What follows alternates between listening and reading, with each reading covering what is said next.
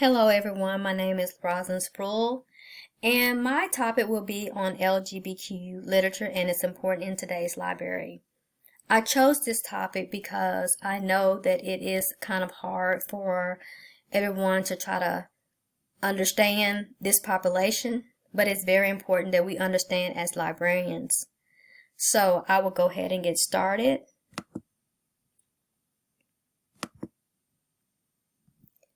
Under the best condition, navigating life as a young adult can often be confusing, lonely, and occasionally overwhelming as teens seek to find their way between the expectations others have for them and the drive to lay claim to their feelings of being more independent. This is a process of exploration and experimentation, discovery, and learning more about themselves. They want to feel safe and supported in all aspects. However, this is a much more difficult task for most lesbian, gay, bisexual, transgender, and questioning LGBTQ youth. They struggle with the decision of not just who they are, but the fear of telling their truth. To no surprise, many of these youth fear honesty will bring only rejection and struggle through their young adult life, feeling completely isolated and alone. Many of them are hesitant to ask adults for information about organizations pertaining to their group, and these organizations are non-existent in many communities. So, where can young people identified as LGBTQ turn for support, safe space, confidential access information, and material that speak to their lives? School and public libraries are one great source, but are we providing the needed materials? Let's find out. Out in society, invisible on the shelves. In this article, a review was conducted to investigate both professional and academic LIS literature at the University of Toronto iSchool on literature related to library service for LGBTQ youth, which revealed a huge disappointment. There were many discussions about providing service for this population, which showed to be superficial and often provided outdated and inaccurate information. For example, many of these sources we often use the acronym LGBTQ interchangeably with the phrase gay and lesbian, which excludes bisexual, trans, and queer questioning youth. The gaps in the current literature often obscure diversity with the community, and as a result fail to recognize the different personal experience and information needs of this population. Additionally, the literature did not discuss the specific needs of transgender in any depth. One of the most important ways to effectively provide library service for LGBTQ youth is to understand and use the appropriate terminology. And that is very important.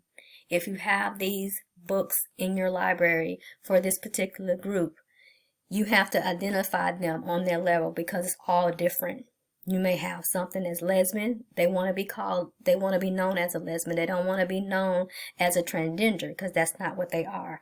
So we have to use the terminology the right way. It's no longer gay and lesbian. It's a combination of all, and you have to know when they tell you what they're looking for, you just have to go give them what they need. Lesbian, gay, bisexual, transgender, and questioning. Theme literature for teens.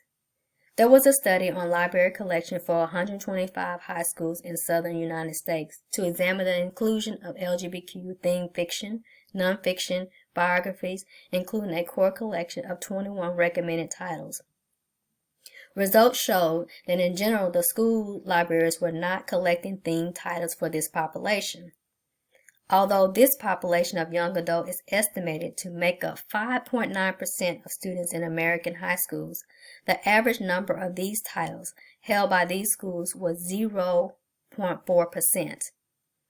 It is important to have this literature in school and public libraries. LGBTQ youth, just like heterosexual teens, must have opportunities for self-affirmation and socialization to develop into healthy adults. Many local, state, and national organizations provide this population with opportunities to connect with others alike and to interact with positive gay adult role models. But locating these programs is often difficult for teens. These teens are at risk when they cannot find materials to help them feel included in their community. Resources can provide self-affirmation and offer characters which to identify and decrease the feeling of alienation. LGBTQ themed literature provides these teens with the opportunity to understand what it means to be queer, to learn gay norms, to experience the coming out process vicariously, to know they are not alone, to connect with others like them, to find positive role models, and perhaps most importantly, to affirm the fact that they are normal. In this situation, regardless if we have our own biases, they have to know that they are accepted in our library. They have to know that they are accepted in our community. More than that, they need to be accepted in their own home. And if they feel that way, this would lead to a lot of suicide. They get mistreated sometimes because of who they are. We have to accept people for who they are and not judge them because for who we want them to be. It's just reality and it's life, and we have to accept it and embrace it and support. How far have we come? A critical look at this. How far have we come? In recent years, there has been an influx in recognition of an interaction with young adult literature that portrays LGBTQ characters. The consensus of these discussions of representation in young adult novels is that we offer much more realistic and positive representation of this group than in the past decade. Still, there may be room for improvement when it comes to overall visibility and how these stories are framed as hopeful tales of coming in terms with identity or a scare tactic meant to guide vulnerable readers back into a safe lifestyle of heterosexuality. Looking back at several library meetings, I saw that most libraries still hesitate to put LGBTQ youth adult literature in their library collection. Most say they do not want to deal with the challenges they will face. When I hear this, it makes me feel we are missing out on the reality of how it will help this group deal with their situation a lot better, along with how they're accepting and realizing that they are not alone. As librarians, we cannot be afraid to put this literature on our shelves. Just like any other literature we put on the shelves that parents may not like, teachers may not like, even us as librarians we may not like, but we cannot be biased. And we have everything to protect us by putting things on the shelves for all our users. We have our Library Bill of Rights. It's called intellectual freedom. We have a reconsideration that we can use to help us bag up our reasons for having this type of literature out on our shelves. And we can go through the necessary protocol and have a way to be able to explain why we have this on the shelf.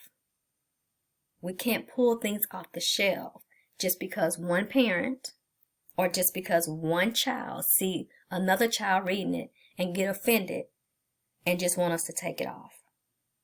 We need to know our rights. We need to know about censorship. And we need to do everything we can to protect everyone that steps foot in our library. Now my conclusion. While schools should be safe and welcoming places for all teenagers, many schools do not acknowledge the unique issues that LGBTQ students face. These teens are marginalized, discriminated against, and even bullied daily. School libraries are in a position to support this group by collecting and promoting young adult literature that portrays positive, realistic images of the LGBTQ community. However, there is still need for discretion due to the potential sensitivity nature of the topic. Librarians should avoid conveying the impression that it is embarrassing or shameful. The proposed question is, where should they go for resources that suit their needs? The library should be a place where they feel comfortable and get the support to take care of their needs just like everyone else. Therefore, it is an imperative that librarians put these resources on the shelf. not only should we put the resources on the shelf, but we should also try to have a group talk about what it's like to be different. We don't necessarily have to point out what someone else is dealing with or what they identify themselves as, but to talk about it and just say, this student may not be like you, but they still are a human being, and they don't deserve to be bullied. They don't deserve to be made fun of or feel like they're outcasts, because they are important too. And as a librarian, it is our job to have these type of conversations in a discreet way, but still hitting all points of what we're trying to convey to our students, to our teens, and to our community. If you want any more information about these articles, you're welcome to click on the links to learn more about the articles that I read. I appreciate you guys for listening. Thank you. If you have any questions, let me know. Have a good day.